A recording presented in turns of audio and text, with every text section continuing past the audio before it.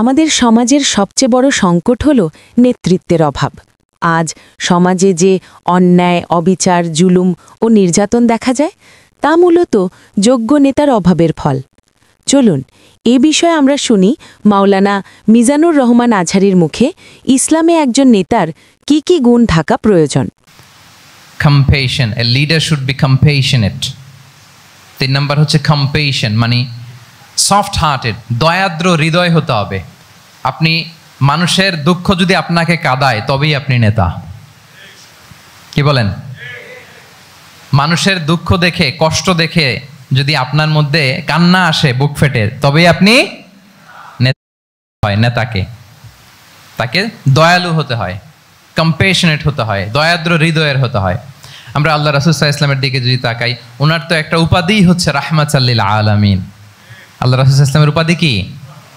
ওমা আরসালনাকা ইল্লা রাহমাতাল আলামিন, we have not sent you but as mercy for all the world's.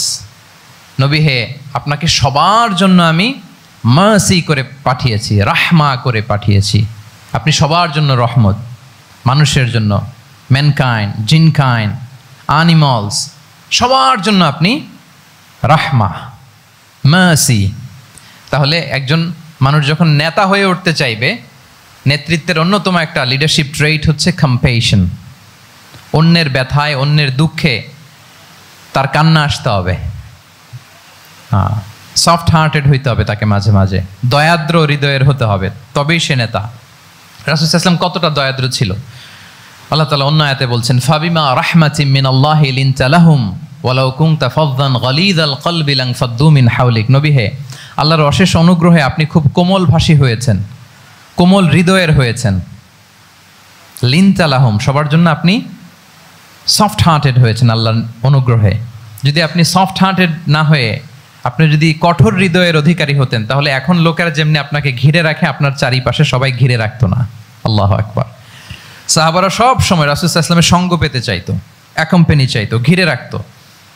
এমনকি অনেক সাহাবীর ঘরে ভালো না লাগলে রাসূল সাল্লাল্লাহু আলাইহি ওয়াসাল্লামের কাছে চলে আসে। আলা আসারিহিম ইল্লাম ইউমিনু বিহাযাল হাদীসি আসফা।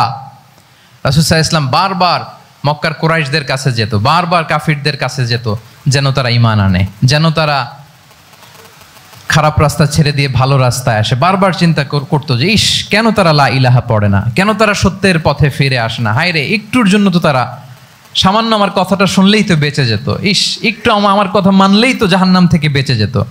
এরকম অস্থির হয়ে তাদের পেছনে ছুটতেন। আল্লাহ তাআলা বলেছেন, নবী হে, আপনি ওদের পেছনে ছুটতে ছুটতে আপনি তো নিজেকেই শেষ করে দিবেন। বাকিউন নাফসাক, আপনি তো নিজের দিকে খেয়াল করছেন না, নিজের শরীরের দিকে খেয়াল করছেন না, নিজের স্বাস্থ্যের দিকে, সময়ের দিকে, আপনি পাগল পাড়া হয়ে তাদেরকে বাঁচানোর জন্য ছুটছেন। তাহলে কতটা দয়াদ্র, কোমল হৃদয়ের অধিকারী হলে যে কাফেররা রাসূল সাল্লাল্লাহু আলাইহি ওয়াসাল্লামকে ফিজিক্যালি, মেন্টালি এমন কোনো টর্চার নেই, করে নাই, তাদের পিছনে পিছনে ছুটতেন তিনি। হায় রে, একটু যদি ইমানের রাস্তায় আনা যায়, কোনোভাবে যদি তাদেরকে বুঝিয়ে কনভিন্স করা যায়। তাহলে কম্পেশনেট, দয়ালু হওয়া, এটা নেতৃত্বের অন্যতম একটা গুণ। আপনার হৃদয়ে দয়া থাকতে হবে, মায়া থাকতে হবে সবার জন্য, কারণ নেতা তিনি তো সবার। লেটসে বাংলাদেশের যিনি প্রধানমন্ত্রী হবেন, আরও রেলেভেন্ট হয়ে যাচ্ছে এখন কথা, সামনে তো নির্বাচন আসতেছে, সো কেউ না কেউ তো প্রধানমন্ত্রী হবে। তো উনি যখন প্রধানমন্ত্রী হবে ধরেন, তো উনি কি শুধু ওনার দলের প্রধানমন্ত্রী হবেন? তাহলে উনি 18 কোটি মানুষের প্রধানমন্ত্রী হবেন, ঠিক কিনা বলেন? তাহলে সবার জন্য ওনার হৃদয়ে দয়া, ভালোবাসা এটা থাকার দরকার আছে না নাই? তিনি সবার প্রতি কোমল হৃদয়ের হইতে হবে, দয়াদ্র হইতে হবে। প্রধানমন্ত্রী উনি শুধু নিজ দলের প্রধানমন্ত্রী নন, 18 কোটি মানুষের প্রধানমন্ত্রী। তাহলে সফট হার্টেড হইতে হবে।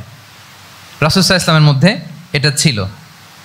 সবসময় তিনি মাজলুমদের পাশে থাকতেন। আপনারা হিলফুল ফুজুলের কথা জানেন। ওনার বয়স যখন 35, ইয়ামানের এক ব্যবসায়ী আসছিল মক্কায় ব্যবসা করতে। পণ্য বিক্রির পরে আস ইবনে ওয়াইল নামে এক দুষ্ট জালেম, সে পণ্য নিয়ে বলে, আমরা এই এলাকার লোক, আমরা দাম দিব না, কি করতে পারো করো। এই লোক কান্না জুড়ে দিল। তার কান্না দেখে রাসূল সাল্লাল্লাহু আলাইহি ওয়াসাল্লামের হৃদয়ে দয়া হলো।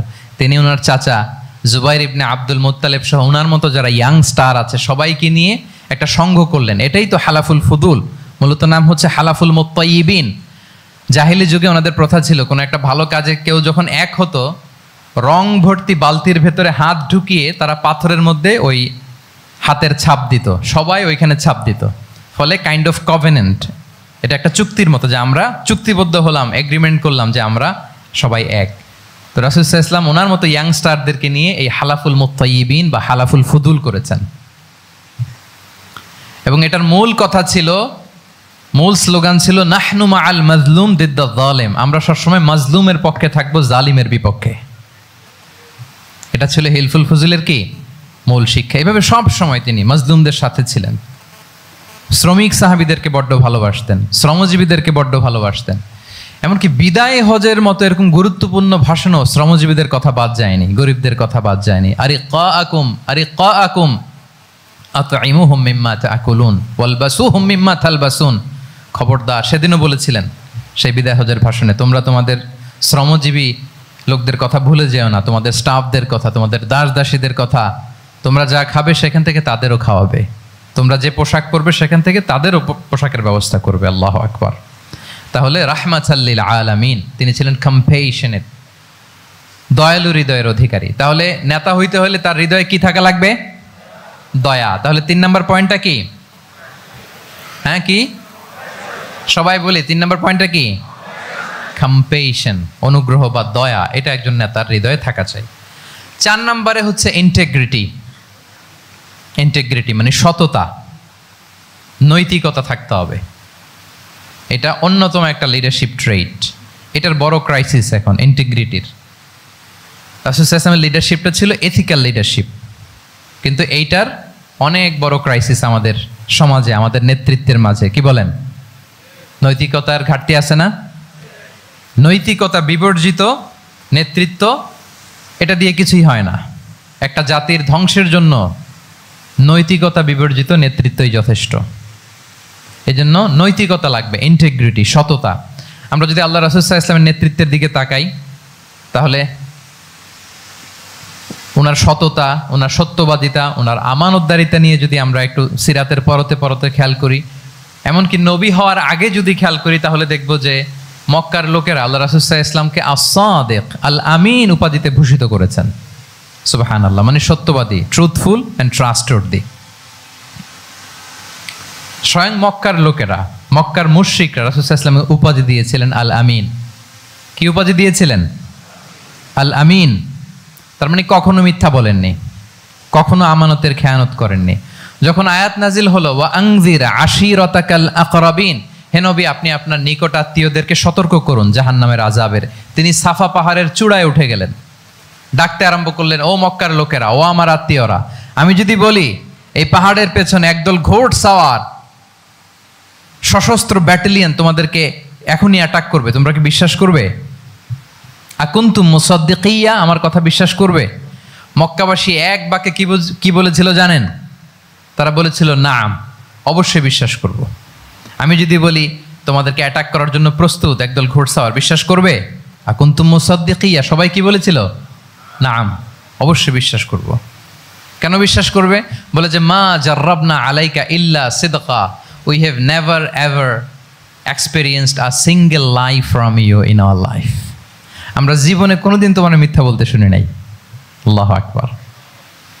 তাহলে দেখেন এই বাক্যটার ওজন কত দেখেন, মা জাররাবনা আলাইকা ইল্লা সিদকান, আমরা কখনো তোমার থেকে মিথ্যা শুনি নাই। তার মানে এক বাক্যে রাসূল সাল্লাল্লাহু আলাইহি ওয়াসাল্লামের বিগত 40 বছরের হিস্ট্রি ফুটে উঠছে। কি বলেন? বিগত 40 বছরের হিস্ট্রি এই বাক্যে আছে না নাই? মা জাররাবনা আলাইকা ইল্লা সিদকান, আমরা তো কোনোদিন মিথ্যা শুনি নাই তোমার জবান থেকে, তো কেন বিশ্বাস করব না? কি নিঃসংকোচ স্বীকৃতি এলাকার লোকদের, জীবনে আমরা কোনোদিন তোমার মুখ থেকে মিথ্যা শুনি নাই, তো তুমি যদি বলো যে ঘোড়সাওয়ার অ্যাটাক করার জন্য রেডি, অবশ্যই বিশ্বাস করবো, তুমি সত্যবাদী। আল্লাহু আকবার।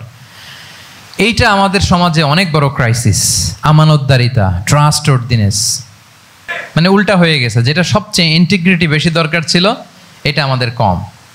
সো এখান থেকে আমাদের শিখতে হবে, অনেক কিছু রিভাইজ করতে হবে আমাদেরকে। এই যে নতুন বাংলাদেশের চমৎকার সময় এসেছে, আর 54 বছরও হয়তো আমরা এই সুযোগ পাবো না, ঠিক কিনা? এজন্য আমাদেরকে শিখতে হবে রাসূল সাল্লাল্লাহু আলাইহি ওয়াসাল্লামের যে ইন্টিগ্রিটি, ওনার যে ট্রাস্টওয়ার্দিনেস, এই আমানতদারিতা থেকে আমাদেরকে শিখতে হবে। আমাদের নেতাদেরকেও আমানতদার হইতে হবে। প্রিয় ভাইয়েরা, তাহলে নেতাকে আস্থার জায়গা তৈরি করে নিতে হয়। রাসূল সাল্লাল্লাহু আলাইহি ওয়াসাল্লাম এটা ধীরে ধীরে তৈরি করেছেন। আপনারা জানেন যে উনি নবুয়তের আগে পার্টনারশিপে বিজনেস করতেন খাদিজা রাদিয়াল্লাহু তাআলা আনহার সাথে, মানে খাদিজা রাদিয়াল্লাহু তাআলা আনহার ইনভেস্টমেন্ট আর উনি শ্রম দিতেন। তো উনি সিরিয়াতে গিয়েছেন পণ্য নিয়ে, মালামাল নিয়ে। ওনার ব্যবসা বাণিজ্যের ধরন কেমন এটা দেখবার জন্য খাদিজা রাদিয়াল্লাহু তাআলা আনহা ওনার এক বান্ধবীকে পাঠিয়েছিলেন ওই ক্যারাভ্যানে, ওই কাফেলায়। নাম ছিল মাইসারা। কি নাম? মাইসারা। তো মাইসারাকে বলেছে, মাইসারা তুমি দেখবা যে টাকা পয়সা আবার উল্টাপাল্টা করে কিনা, ঠিকঠাক মতো ব্যবসা করে কিনা, আমার huge investment, on behalf of me তুমি এই ক্যারাভানে থাকবে আর দেখবে যে মোহাম্মদ ঠিকঠাক বিজনেসটা করে কিনা। আল্লাহু আকবার। মাইসারা এই সফর শেষে এসে খাদিজা রাদিয়াল্লাহু তাআলা আনহার কাছে এমন পজিটিভ রিভিউ দিয়েছে, এই রিভিউ শুনেই খাদিজা রাদিয়াল্লাহু তাআলা আনহা বিষ্ণু ইসলামকে বিয়ে করার জন্য রাজি হয়ে গেছেন। আলহামদুলিল্লাহ। মাইসারা এসে রিভিউ দিতে লাগলো যে মোহাম্মদ সে সবার চেয়ে আলাদা সাল্লাল্লাহু আলাইহি ওয়াসাল্লাম। তার ওঠা বসা, তার চলন বলন, তার কথন, তার ডিলিংস, তার লেনদেন সব আলাদা, অসাধারণ তিনি। আল্লাহু আকবার, তিনি অসাধারণ। তাহলে মাইসারার রিভিউ শুনে আল্লাহু আকবার খাদিজা রাদিয়াল্লাহু তাআলা আনহা তিনি অবাক হয়ে গেলেন এবং তিনি বিয়ের প্রস্তাব পাঠালেন। রাসূল সাল্লাল্লাহু আলাইহি ওয়াসাল্লামের এই আমানতদারিতায় মুগ্ধ হয়ে কি করলেন? বিয়ের প্রস্তাব পাঠালেন। তাহলে কি পরিমাণে ট্রাস্টওয়ার্দিনেস ওনার ছিল। এবং মজার ব্যাপার, আরো মজার ব্যাপার হচ্ছে মক্কার কোরাইশরা, মক্কার লোকেরা রাসূল সাল্লাল্লাহু আলাইহি ওয়াসাল্লামের কাছে এসে আমানতের সম্পদ গচ্ছিত রাখতো। আবু জাহেলের কাছে রাখতো না, উতবা, শাইবা, ওয়ালিদ ইবনে মুগিরা কারো কাছে রাখতো না। খেয়াল করে দেখেন, দল করে আবু জাহেলের, দল করে কার? কিন্তু আমানত রাখে কার বাসায়? কি অবাক করা কাণ্ড না? কর্মী হচ্ছে আবু জাহেলের, কিন্তু আমানতের সম্পদ রাখে কার কাছে? মুহাম্মদ সাল্লাল্লাহু আলাইহি ওয়াসাল্লামের বাসায়। রাসূল সাল্লাল্লাহু আলাইহি ওয়াসাল্লাম যেদিন হিজরত করবেন, উনি সাইয়েদনা আলী রাদিয়াল্লাহু তাআলা আনহুকে অ্যাসাইন করে গিয়েছেন যে আলী তুমি থাকো, তুমি কয়েকদিন পরে মদিনায় হিজরতে যাবা, আমার কাছে যত আমানতের সম্পদ আছে এগুলো তুমি আগে বিলি করে তারপরে যাবে। রাসূল সাল্লাল্লাহু আবু বকর রাদিয়াল্লাহু তাআলা আনহুকে নিয়ে চলে গেলেন। আলী রাদিয়াল্লাহু তাআলা আনহুর টানা 3 দিন লেগেছে যে ডিপোজিটগুলো রাসূল সাল্লাল্লাহু আলাইহি ওয়াসাল্লামের কাছে ছিল, আমানতের যেই জিনিসগুলো ছিল এগুলো বন্টন করতে সাইয়েদনা আলী রাদিয়াল্লাহু তাআলা আনহু 3 দিন সময় নিয়েছেন। 3 দিন। এত পরিমাণ আমানতের সম্পদ রাসূল সাল্লাল্লাহু আলাইহি ওয়াসাল্লামের কাছে ছিল। আল্লাহু আকবার।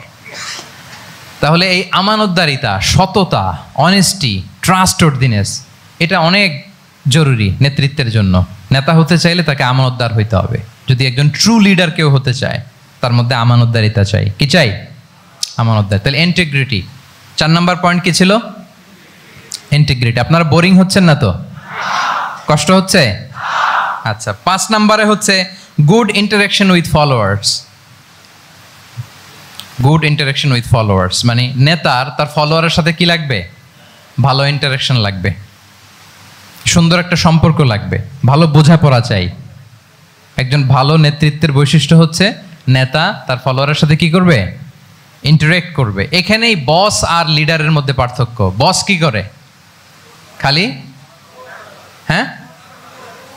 হুকুম, অর্ডার করে শুধু।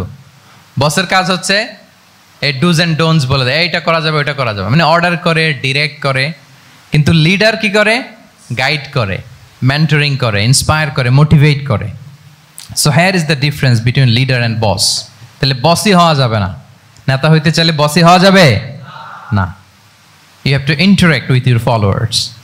আপনার ফলোয়ারের সাথে ইন্টারাকশন লাগবে, তবেই আপনি নেতা। আমরা দেখি রাসূল সাল্লাল্লাহু আলাইহি ওয়াসাল্লামের কেমন ইন্টারাকশন ছিল। রাসূল সাল্লাল্লাহু আলাইহি ওয়াসাল্লাম যে কোনো বড় ডিসিশনে সাহাবাদের সাথে কনসালটেশন করতেন, পরামর্শ করতেন, তারপরে সিদ্ধান্ত নিতেন। ওয়াশাবিরহুম ফিল আমর, এই আয়াতের ভিত্তিতে তিনি সবার সাথে কি করে নিতেন? সাহাবাদের সাথে পরামর্শ করে নিতেন।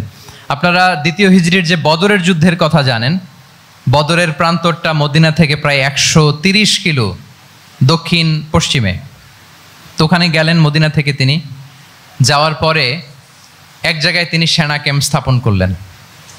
স্থাপন করার পরে হাব্বাব ইবনুল মুনজির রাদিয়াল্লাহু তাআলা আনহু তিনি জিজ্ঞেস করলেন, ইয়া রাসূলুল্লাহ, এই যে আপনি এই জায়গায় বদরের প্রান্তরে সেনা শিবির স্থাপন করলেন, সেনা ক্যাম্প স্থাপন করলেন, এটা কি আল্লাহর দেখিয়ে দেয়া কোনো জায়গা নাকি আপনার ইচ্ছা? লানা আন্না তাকদ্দামাহু ওয়ালা নাতাআখারা আনহু, এটা কি একেবারে ফিক্সড আল্লাহর পক্ষ থেকে ওহী যে এখানেই সেনা শিবির স্থাপন করতে হবে, নাকি আমহুয়া রা'য়ু ওয়াল হারবু ওয়াল মাকিদা, নাকি এটা যুদ্ধের কৌশল হিসেবে আপনি নিজ থেকে করেছেন? রাসূল সাল্লাল্লাহু আলাইহি ওয়াসাল্লাম বললেন, না, এটা কোনো ওহী না, আমার কাছে মনে হয়েছে, আমার যে অ্যানালিসিস, আমার মনে হয়েছে বদরের যুদ্ধে এখানেই আমাদের পজিশনিংটা হইলে ভালো হয়। হাব্বাব ইবনে মুনযির রাদিয়াল্লাহু তাআলা আনহু বলেন, না, ইযান লাইসা হাযা বিমানসিল ইয়া রাসূলুল্লাহ, তাহলে এইখানে যদি আপনার নিজ থেকে আপনি এটা ডিসাইড করেন, আমি আপনার অনুমতিক্রমে বলতে চাই ইয়া রাসূলুল্লাহ, এটা সুন্দর জায়গা হয়নি। সুন্দর জায়গা হয়নি? তাহলে কোথায়? হাব্বাব বললেন, ওইখানে, ওই যে বদরের একটা কুয়া আছে, এখানে পানির সোর্স আছে, আমরা যদি ওইখানে একটা ব্লকেট দিয়ে দাঁড়াতে পারি, তাহলে কোরাইশরা এসে আর পানি খেতে পারবে না, ওরা পানি না খেয়েই মরবে, যুদ্ধেও মরবে, পানির অভাবেও মরবে। আল্লাহু আকবার। এক মুহূর্ত দেরি করলেন না রাসূল সাল্লাল্লাহু আলাইহি ওয়াসাল্লাম, এই অপিনিয়ন পাওয়ার সাথে সাথেই বললেন, এই সেনা ক্যাম্প এখান থেকে উঠে হাব্বাব যেখানে বলেছে ওইখানে যে সেনা শিবির স্থাপন করো। এক সেকেন্ডও দেরি করেন নাই। তাহলে কোনো ইগোইস্টিক ঝামেলা ছিল না, ভেরি অ্যাকোমোডেটিভ ছিলেন রাসূল সাল্লাল্লাহু আলাইহি ওয়াসাল্লাম। আমরা অনেক সময় নতুন কোনো কথা শুনলে, কোনো রিফর্ম শুনলে, শ্রোতাদের মধ্যে থেকে কিছু একটা শুনলে আটকে উঠি, চেঞ্জ করতে চাই না, রিজিড হয়ে থাকে। এই রিজিডিটি রাসূল সাল্লাল্লাহু আলাইহি ওয়াসাল্লামের মধ্যে ছিল না, ভেরি অ্যাকোমোডেটিভ ছিলেন, ইজিলি ওপেন আপ করতে পারতেন। মুহূর্তেই বলেন, ঠিক আছে, আমি যেখানে করেছি আসলে ঠিক হয় না, হাব্বাব যেখানে বলেছে সবাই ওখানে যে সেনা ক্যাম্প স্থাপন করো। আল্লাহু আকবার। উনি চাইলে বলতে পারতেন, এই হাব্বাব, তুমি কি আমার চেয়ে বেশি বুঝো? আমি তো নবী, তুমি আমার উম্মাহ, আমার কাছে ওহী আসে। কোনো ধরনের আর্গুমেন্টে না, যে সরাসরি রাসূল সাল্লাল্লাহু আলাইহি ওয়াসাল্লাম এটাকে মেনে নিলেন। আল্লাহু আকবার।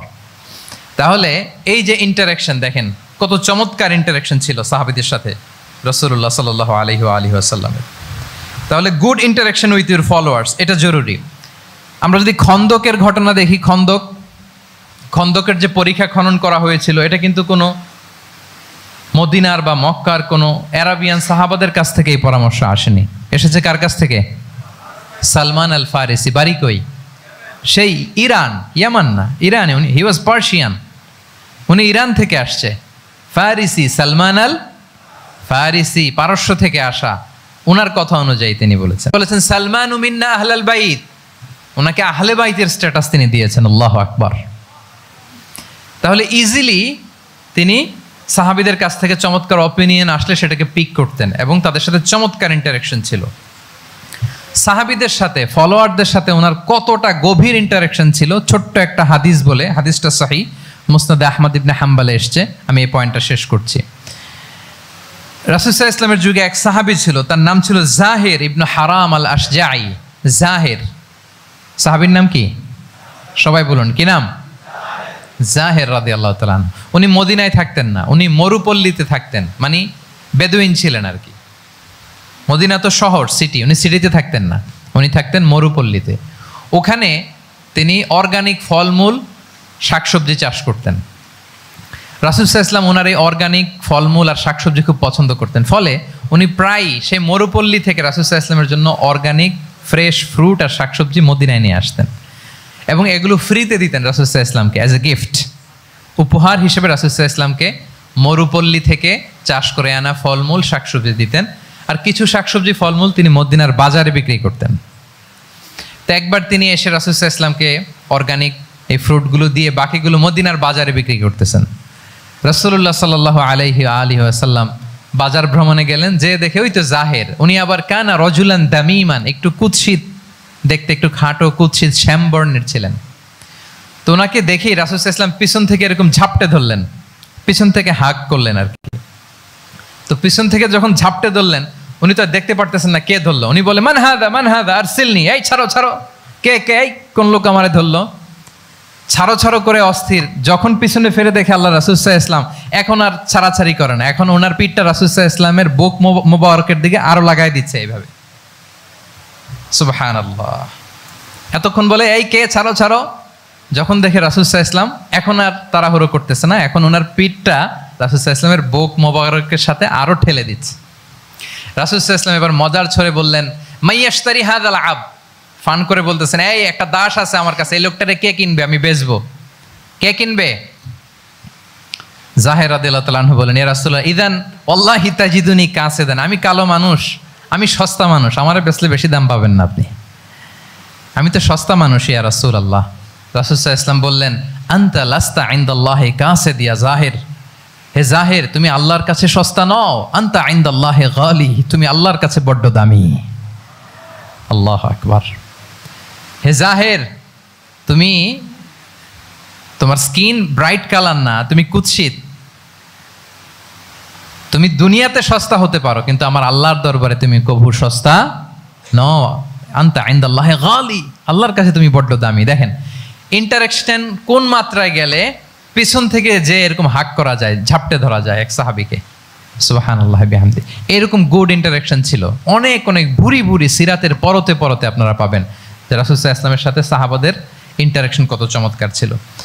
তাহলে 5 নাম্বার হচ্ছে গুড ইন্টারেকশন উইথ ফলোয়ার্স। দেখি মনে আছে কিনা। 1 নম্বরে কি ছিল? 2 নম্বরে, 3 নম্বরে কম্প্যাশন, 4 নম্বরে ইন্টিগ্রিটি, 5 নম্বরে মাশাআল্লাহ গুড ইন্টারেকশন উইথ ফলোয়ার্স।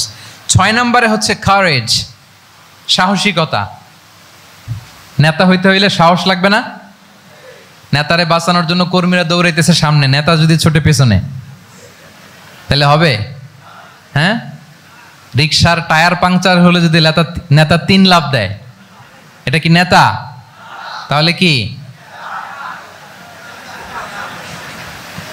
তাহলে তো তাকে নেতা বলা যায় না। কি বলেন? নেতার তো হি শুড বি কারেজাস, তার সাহসী হইতে হবে, দুর্দান্ত সাহস থাকতে হবে তার। রাসূল সাল্লাল্লাহু আলাইহি ওয়াসাল্লামের এরকম দুর্দান্ত সাহস ছিল, অত্যন্ত সাহসিকতার অধিকারী তিনি ছিলেন। এবং এই লিডারশিপ ট্রেটটা খুবই জরুরি, এটাকে বলে mother skill. Courage is a mother skill, এটাই সব।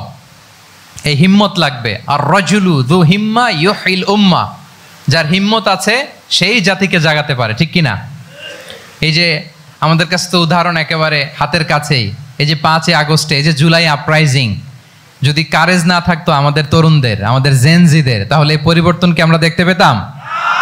না। আমি গল্প শুনছিলাম যে এই চট্টগ্রাম বিশ্ববিদ্যালয় থেকে 2 জন শহীদ হয়েছে। আল্লাহ তাদের কবরগুলোকে তুমি জান্নাতে টুকরা বানিয়ে দাও। এই যে আমাদের তরুণরা তাজা রক্ত দিয়ে একটা চেঞ্জ এনেছে, পরিবর্তন, এটা তো কারেজ, তাদের সাহসিকতার বহিঃপ্রকাশ, ঠিক কিনা? এটা লাগবে। কেউ যদি লিড দিতে চায়, লিডার হতে চায়, তার এটা লাগবে, মাস্ট। রাসূল সাল্লাল্লাহু আলাইহি ওয়াসাল্লাম অত্যন্ত সাহসী ছিলেন। 2-1টা উদাহরণ আমরা সিরাত থেকে দেখি। একবার মদিনাতে রাত্রিবেলা বিকট একটা আওয়াজ হলো, বিকট আওয়াজ, এত আওয়াজ সবাই ঘুম থেকে জেগে গেল। ঘুম থেকে জেগে সবাই হতভম্ব, কিরে এত আওয়াজ তো মদিনাতে কখনো শুনি না, ঘটনা কি? কেউ ঘোড়া নিয়ে, কেউ উট নিয়ে, কেউ খচ্চর নিয়ে, কেউ এমনি খালি পায়ে ছুটতে আরম্ভ করলো আওয়াজের দিকে, দেখি যাই কোথায় কি হলো। সবাই ছুটতে ছুটতে মাঝপথে যেয়ে দেখে রাসূল সাল্লাল্লাহু আলাইহি ওয়াসাল্লাম আওয়াজ কোথায় হয়েছে, কোত্থেকে হয়েছে দেখে ফিরে আসতেছে আর বলতেছে লান তুরাউ, ডোন্ট ওয়ারি, আরে ভয় নাই, দেখে আসছি আমি। আল্লাহু আকবার। ভয় নাই, আমি দেখে আসছি, এভরিথিং ইজ ফাইন দেয়ার, সব ঠিক আছে, যাও ফিরো মদিনায় ফিরো। সবাই ভয় পেয়ে ঘোড়া টোরা ওট হাঁকিয়ে ছুটতে আরম্ভ করছে। অনেক দূর যাওয়ার পরে দেখে রাসূল সাল্লাল্লাহু আলাইহি ওয়াসাল্লাম আবু তালহা রাদিয়াল্লাহু তাআলা আনহুর একটা খুবই ক্ষিপ্ত ঘোড়া নিয়ে উনি দেখে ভিজিট করে ফিরে আসতেছেন। সুবহানাল্লাহ। তাহলে বিপদ ঘটলে নেতা থাকতে হবে কই? সামনে না পেছনে? আমাদের নেতারা থাকে কই? নাকি পেছনেও খুঁজে পাওয়া যায় না? It's a big crisis. নেতা থাকবে কোথায়? Front liner. Leader should be front liner. উনি তো লিড দিবে, নেতৃত্ব দিবে। এখন ওনারা যদি খুঁজে পাওয়া না যায় তাহলে থাকবে কিছু না। এই যে শিখতে হবে আমাদের, যেমনটা রাসূল সাল্লাল্লাহু আলাইহি ওয়াসাল্লাম করলেন। বিকট আওয়াজ, উনি আগে চলে গেছে, কাউকে না বলে দেখে টেকে চলে আসতেছে। আল্লাহু আকবার। হুনাইনের যুদ্ধে এক পর্যায়ে মুসলমানরা পর্যদুস্ত হয়ে যাচ্ছিল, আপনারা অনেকে জানেন। To make the long story short, পুরো ঘটনাটা আমি আনবো না। সাহাবারা দিক বিদিক ছুটতে আরম্ভ করলো। পাহাড়ের উপর থেকে এমন প্রবল বেগে তীর ছোড়া হচ্ছিল, সাহাবারা টিকতে পারছিলেন না, কেউ এদিকে কেউ ওদিকে। রাসূল সাল্লাল্লাহু আলাইহি ওয়াসাল্লাম এই তীর তলোয়ারকে উপেক্ষা করে সামনে যেয়ে দাঁড়ালেন ঢালের মতো, আর বললেন আনান নাবিয়্যু লা কাযিব আনা ইবনু আব্দুল মুত্তালিব। এই সাহাবারা, আনান নাবিয়্যু লা কাযিব, আমি সত্য নবী, আমার দিকে ফেরো। I'm the grandson of Abdul Muttalib, আমি দাঁড়িয়ে আছি, ফেরো। রাসূল সাল্লাল্লাহু আলাইহি ওয়াসাল্লামের যখন এই সাহসী স্টেটমেন্ট তারা পেলেন, আবার আল্লাহু আকবার ধ্বনি নিয়ে সাহাবারা সামনের দিকে এগিয়ে গেছেন। এই যে আগালেন, আর পিছু ফিরলেন না, হুনাইন জয় করেই ছাড়লেন। আল্লাহু আকবার। তাহলে ইতিহাসের পরতে পরতে, সিরাতের পরতে পরতে আমরা দেখবো যে রাসূল সাল্লাল্লাহু আলাইহি ওয়াসাল্লাম হি ওয়াজ এ হাইলি কারেজাস, অনেক সাহসী একজন ব্যক্তিত্ব ছিলেন, অত্যন্ত সাহসী পুরুষ ছিলেন। তাহলে নেতা হইতে হইলে তার কি লাগবে? সাহসিকতা লাগবে, তার তো লিড দিতে হবে ফ্রন্ট লাইন থেকে।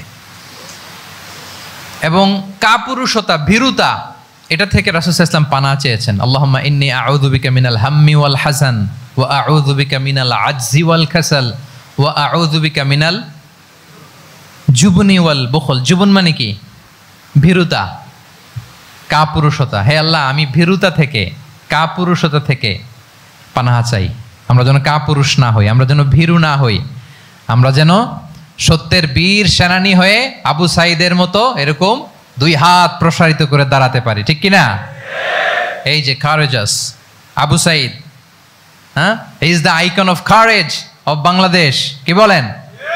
এই যে বুক টান টান করে যে হাত 2টা প্রসারিত করে দাঁড়ালো, আল্লাহু আকবার, গোটা বিশ্ব এখন তাকে আইকনিক ফিগার হিসেবে মেনে নিস, কি বলেন? গোটা বিশ্ব তাকে চিনছে, তার জন্য দোয়া করছে। তাহলে courage, it's an essential leadership trade, এটা লাগবে প্রিয় ভাইয়েরা। আল্লাহ তাআলা এই কারেজ, এই সৎ সাহস দিয়ে আমাদেরকে ধন্য করুক। কটা গেল?